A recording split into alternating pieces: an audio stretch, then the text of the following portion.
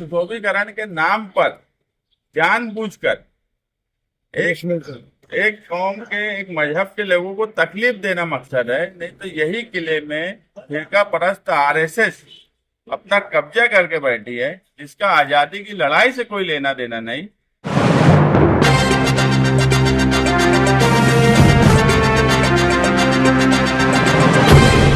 देखते रहिए the prime news Abdul Rahman के साथ। किले के रहवासियों के साथ इससे मीटिंग हुई थी और हमारा ये तय हुआ था कि कमिश्नर, पुलिस डिपार्टमेंट और कलेक्टर यहाँ पर हम निवेदन देंगे।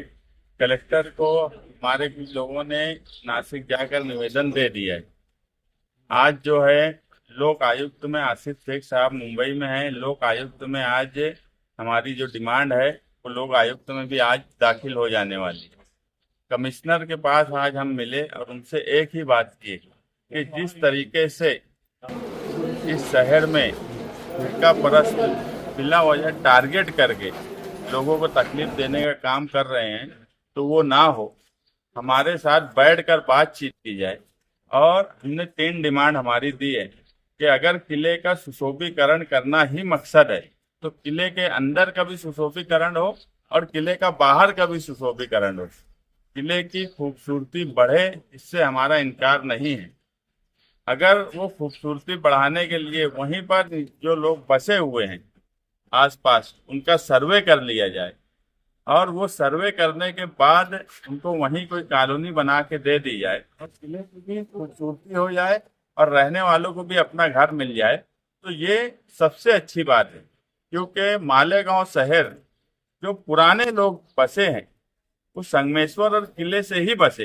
ये इतने पुराने हैं कि ये मूल निवासी अगर बोला जाए कि मालेगांव के मूल निवासी कोई है तो वो किले के लोग हैं, तो जिनकी तारीख आज़ादी के वक्त से जुड़ी है। ये कोई ऐसा वैसा अतिक्रमण नहीं है, कोई 10-20 साल में कोई आया और कोई ओपन स्पेस पे बस गया, ऐसा नहीं है।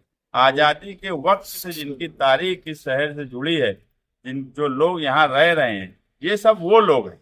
तो इनको उजाड़ा ना जाए और इनसे बैठकर बातचीत की जाए। दूसरी डिमांड हमने ये की कि हीरापुरा में 115 सर्वे नंबर 115 में जो जगह है वहाँ पर इनको 1000 स्क्वायर फीट के हिसाब से घर वालों को जगह दी जाए।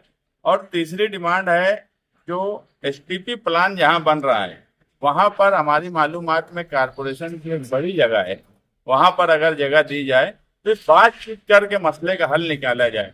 अगर जबरदस्ती की जाएगी, सीधी बात है कि पुराने लोग हैं वो भी रोड पर आएंगे और कोई बात ना हो। इसलिए हमने भी एक सिफारिश लेटर साथ में दिया है पार्टी की तरफ से कि इनसे बातचीत की जाए और बातचीत करके कोई हल निकाला जाए। कलेक्टर को लेटर दिया जा चुका है।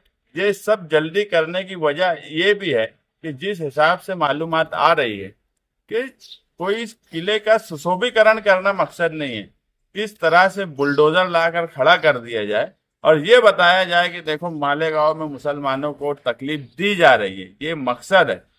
सरकार में बैठे हुए लोग किस तरीके से दोहरा रवैया इस्तेमाल कर रहे हैं, इसलिए हमको कानूनी सहारे की जरूरत पड़ी है। तो आसिफ शेख साहब आज लोक आयुक्त में दाखिल करेंगे और हो सकता है कि आज रात ही हम लोग मुंबई जाएं और हाईकोर्ट में भी एक पिटीशन दाखिल करें, क्योंकि जो हालात हैं हमको बहरहाल आज कानून की मदद की सबसे ज्यादा जरूरत है। और प्रशासन से भी हमने यही कहा है कि लॉ एंड ऑर्डर शहर का खराब नहीं होना चाहिए, बातचीत करके इस मसले का हल निकाला जाए। कानूनी लड़ाई के साथ कुछ एहतजाज का रास्ता भी नहीं, जबरदस्ती अगर की जाएंगी, अभी तो पहला हमारा स्टेप यह है कि बातचीत करके मसले का हल निकाला जाए। एक बात हमने बिल्कुल तय कर ली है कि 11,000 कॉलोनी में एक भी रहने वाला नहीं जाएंगे। अगर इस मामले में कोई जोर जबरदस्ती हुई तो फिर हमारे पास तहरीक दावत कोई रास्ता नहीं रहेगा। जबरदस्ती की गई तो तहरीक चलाएंगे, बाकी कानून का सहारा भी लेंगे। और हमारा तो आपके जरिए भी सारी सरकार और डिपार्टमेंट से यही गुजारिश है। आपका कहना है कि बस्ती आज़ादी से पहले की है। अगर आज़ादी से पहले की है तो 1947 में करारदाद मंजूर की गई थी कि जो जहां पर बसा है वो वहां का जो है उसको मालिक बना दिया जाए। फिर ऐसे में इसको हम जो है अतिक्रमण कैसे कह सकते हैं? पहले ही बोला कि अतिक्रमण तो है ही नहीं। कानूनी तौर पे इनके पास सारे कागजात हैं, सब कुछ है। लेकिन एक बात आई है कि किले का सुशोभीकरण करना है। हम उसकी खूबसूरती बढ़ाने में हमारा कोई एतराज भी नहीं है, हम कोई जिद करके नहीं बैठे, एतराज नहीं है, मगर सुशोभीकरण के नाम पर जानबूझकर एक कौम के, एक मजहब के लोगों को तकलीफ देना मकसद है। नहीं तो यही किले में फिरका परस्त आरएसएस अपना कब्जा करके बैठी है, जिसका आजादी की लड़ाई से कोई लेना देना नहीं।